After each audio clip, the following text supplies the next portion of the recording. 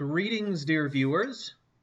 It is I, the CouchWarrior, and this is what I'm calling Chapter 10 Recap. So, I wanted to just take a moment to kind of go over where we're at so far. I have actually reached Chapter 10.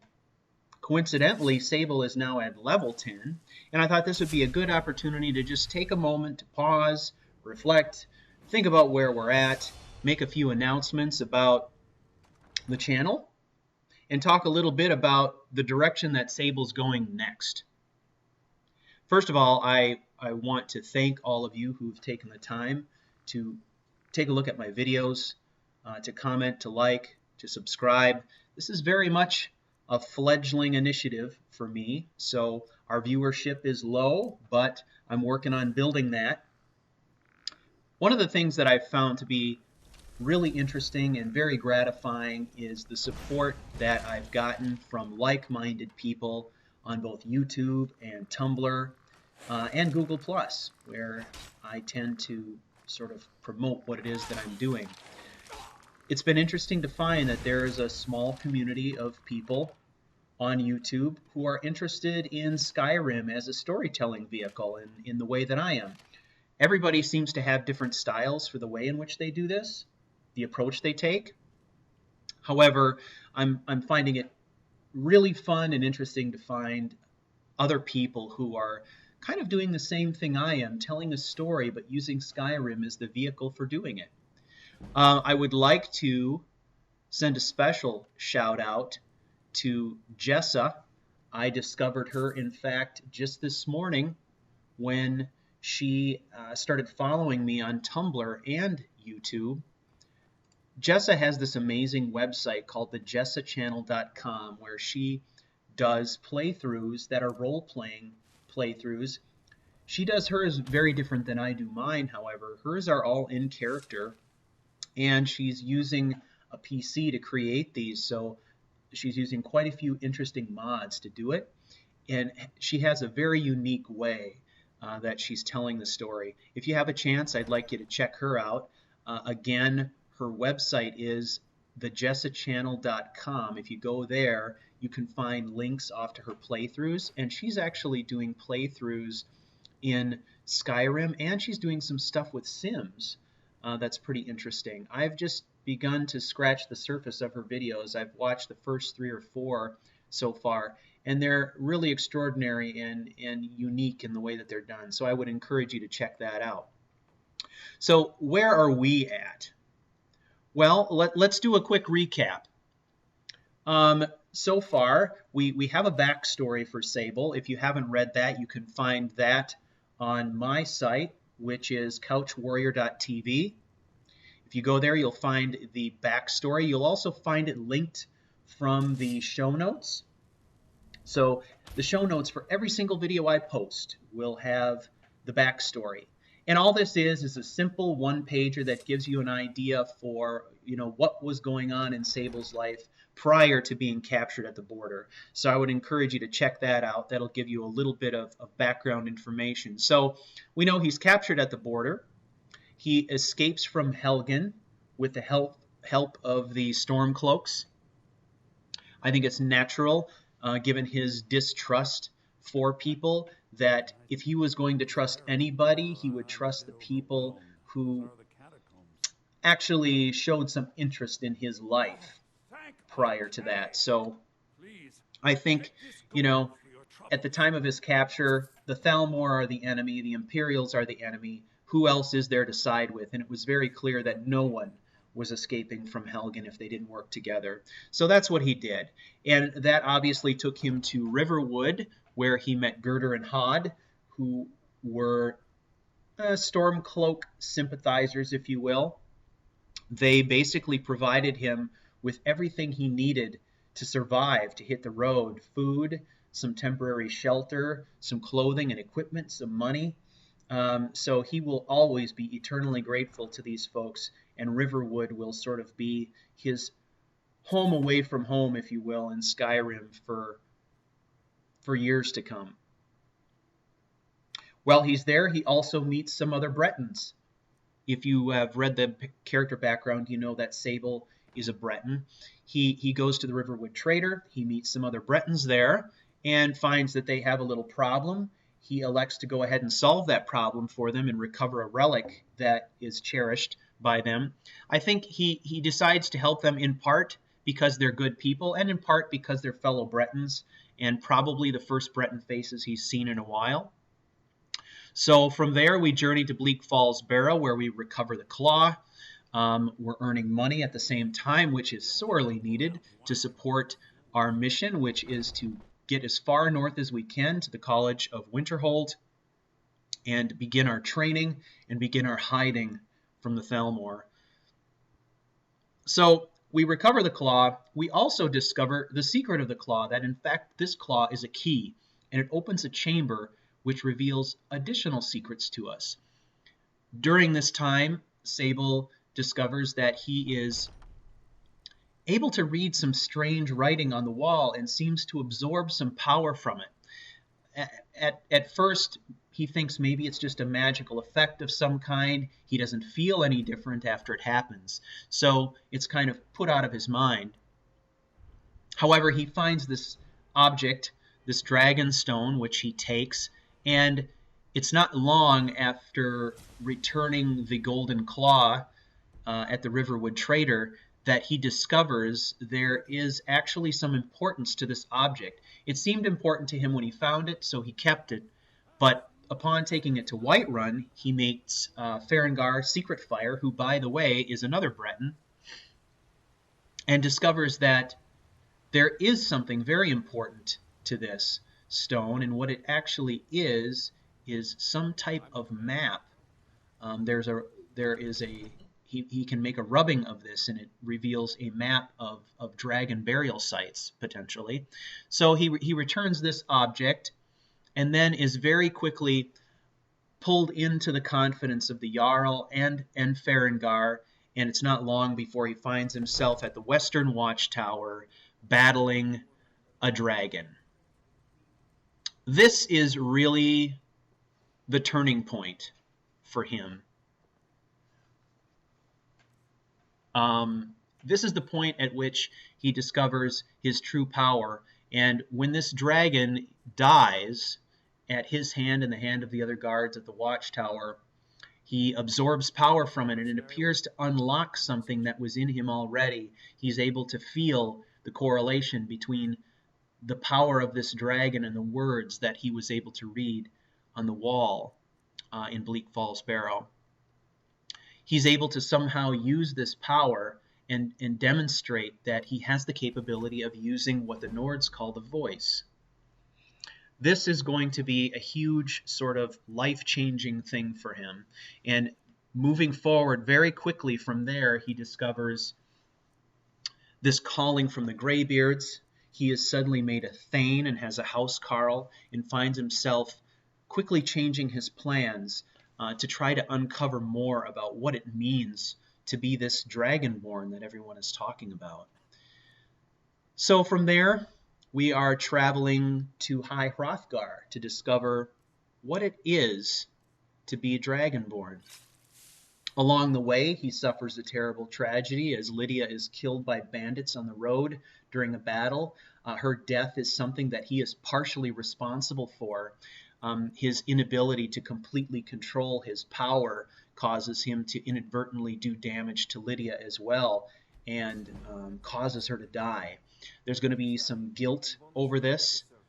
There's going to be some shame over this. There's also going to be the realization that he needs to figure out desperately how to control his power, how to use magic properly.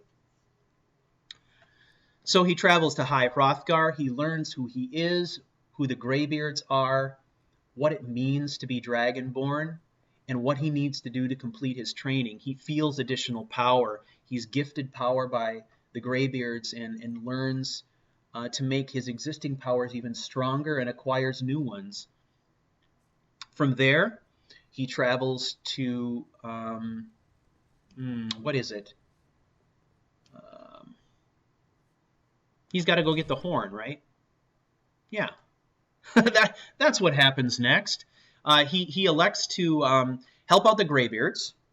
He's going to recover the horn of Jurgen Windcaller, and on his way there, he's attacked by two strange individuals in Iverstad. The battle is desperate, but with the help of the guards, he's able to kill them and discovers through notes and through conversation with them that they are followers or members of a cult who are followers of an individual named Mirak, who claims to also be Dragonborn and claims to be the Dragonborn. And it becomes clear to Sable that while being Dragonborn provides him with these great powers, it also makes him a target and makes him a beacon. He's beginning to find that as Dragonborn, others are drawn to him in some strange way, and these cultists are not the first example of that. The Greybeards were able to contact him. The Greybeards were able to understand that he was out there and what he was doing. And now these cultists, he finds that these cultists have been seeking him out and have found him. Both of the cultists are killed, and he takes their equipment, he takes the note, he finds out where they came from. And from there, he continues on his mission to recover this horn, and he does it with even greater urgency now, because it seems as though he's in a race against time. He's got all these people pursuing him, some of whom are trying to kill him, and understands that he may only be able to save himself if he's able to master this power and find ways to use it against his enemies. So he travels to the marshes of Hjalmark, and from there he enters Ustengrav to recover the horn. In the process of recovering the horn, he uncovers a mysterious note and finds that somebody has entered there ahead of him to steal the horn and left him this note. So he takes the note, and he follows the instructions on the note, which take him all the way back to Riverwood, strangely enough. And there is where he meets Delphine, and the role of the blades now in his life is uncovered. This is the third party to be drawn to him because of his identity as Dragonborn. This is going to be even more alarming, and it's going to raise even more questions. He talks to Delphine. He understands a bit more about who she is, but it also heightens his awareness that the Thalmor are out there, and the Thalmor are hunting him and have been for years, but they are also hunting the Blades. And now he's sort of caught in this whirlpool, if you will, of conflicting groups with conflicting aims, and finds himself at the center of that. So he agrees to meet Delphine. Ultimately, he sees Delphine as being someone who can help him uncover the secrets of what's going on in his life right now. He agrees to meet her at Kynesgrove, where they are going to take on a dragon.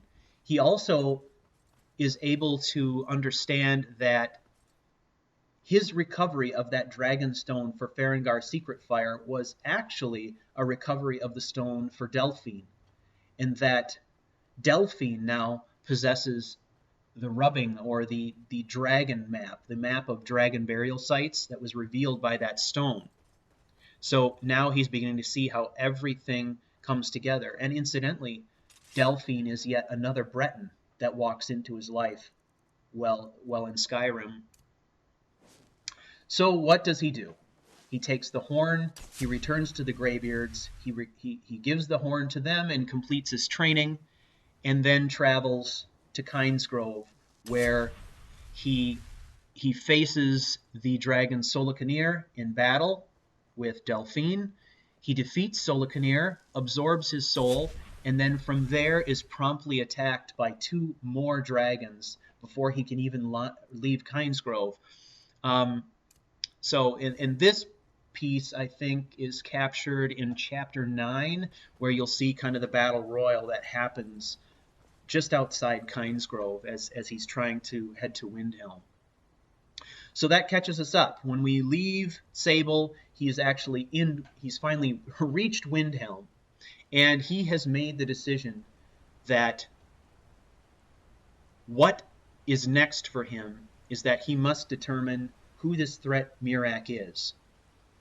He's not foolish enough to believe that he's powerful enough to meet Miraak face to face in combat, but he needs to understand who his enemy is. So he's determined that he's going to prepare himself, he's going to go to the docks in Windhelm, he's going to locate this ship, and he's going to book passage on this ship back to Solstheim and try to retrace the steps of these cultists and find out who Miraak is, what his motivations are, and how big a threat he is. So when we pick up the story again, we'll be traveling to Solstheim as a level 10 character to see what we can find out about Miraak and this ongoing threat of the cultists of Miraak. So that is where we are at. Let's talk a little bit about his character traits for a moment. I think what's important to note at this point is that discovery of the fact that he is Dragonborn has sidetracked him from his original goal, which was to go to the Mage College. And I think that this is entirely plausible.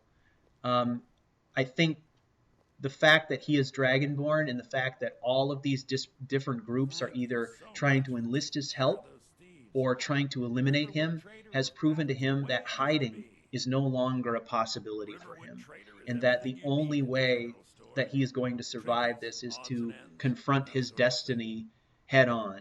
And by that I mean he's going to basically pursue this newfound power. And the objective here is to gain power as quickly as possible, to gain knowledge of his enemies as quickly as possible, and do everything he can to survive and give himself every possible advantage in the battle that he knows is coming. So our new path has taken priority over his original goal, which was to go to the Mage College. He understands that he's a beacon. There's no way that he can escape that. And so he's going to Solstheim to investigate. How would all of this affect his psychological profile? Well, let's talk a little bit about psychological profile. I mentioned it in one of our episodes, and you'll notice it in the show notes now.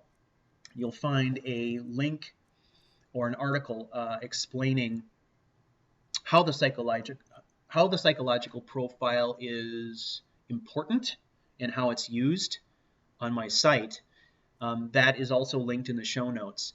What you'll notice is that we break this down into categories: selfishness, piety, passion, cruelty, loyalty, and sanity. And what I do is use it as sort of a gauge to track where he's at psychologically based on the events that have taken place. So his profile is constantly evolving, just like any of us. We're all impacted by the events in our lives. And the events in Sable's lives are truly momentous. So how is that going to affect what he does going forward? This will be based on psychological profile. So his psychological profile has remained steady through the first 9 chapters of this story. But with the giant 3-dragon battle royal that takes place in chapter 9, he quickly comes to the realization that all of this is really happening. This power is real. The threats are real. His life has changed in significant and very permanent ways. So this changes his outlook on the world. Previously, his selfishness had been set to some. As of chapter 11, I will be changing his selfishness to high. What this means for Sable is that learning has become even more critical to his survival. He's got threats coming at him from all sides, and he needs to be completely mercenary about building his power if he's going to survive. This means complete selfishness, really, high levels of selfishness when it comes to acquiring knowledge, and this will play out in various ways. So how about piety? Piety has been some. He was never a pious person before arriving in Skyrim, but after arriving in Skyrim and beginning to experience some of these events early on, he begins to question whether or not there might not be some higher power at work in his life. To say that somehow he just became the Dragonborn randomly is ridiculous in his mind, and this is speaking to the side of him that's not rational. He's generally a rational, scientific type of thinker. Now there's something else speaking to him. There's the introduction of something spiritual in his life. So I'm changing his piety from some to high.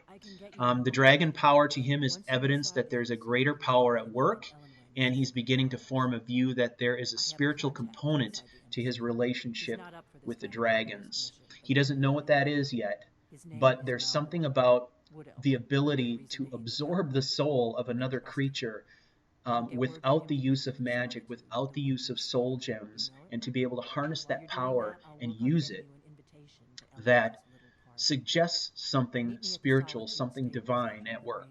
So that is going to impact him. His passion is high, and it's going to stay at high.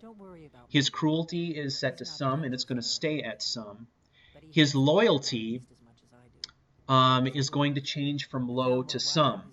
Now, he's acquiring loyalty, but there's nuance to loyalty, right? There's always the question, who or what is it that you're loyal to? His loyalty to others is still really going to be low as it plays out in the game, but loyalty to his mission is growing as his knowledge grows, and this speaks to his changing passion as well, his changing piety. So his piety is going up, and as a result, his loyalty to this mission is also going up. And I think that we will see this reflected in the future also in possibly some changes to passion. We already know that his passion level is high, but the focus of his passion is changing from acquisition of mage skills and knowledge to acquisition of knowledge about the dragons and what it means to be Dragonborn. His sanity is at high and will stay at high. And that kind of wraps up where we're at with psychological profile at chapter 11. So we're going to see what happens now. We're traveling to Solstheim. We're going to confront some of these cultists. We're going to see what's going on with that. And I think that's going to heavily impact what happens next with Sable. So let's just talk generally about character direction. We are at level 10 now. We've acquired those levels primarily through adventuring. I did do some grinding on smithing. And if you've been following this, during chapter 6, you saw me talking at length about what direction I want to take Sable as a mage. Pure mage, something of a spell sword, a battle mage. Everybody's got different definitions of what these are. And I think what I'm calling Sable at this point is a battle mage. That is the direction he's going. The art form of battle and swordsmanship has always been something that was important to him, was appealing to him. So there will always be an aspect of that in his life.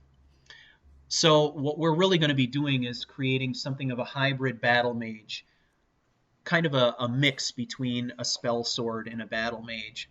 So we'll be using heavy armor, we'll be using spells, obviously heavily, and we'll be using one-handed weapons.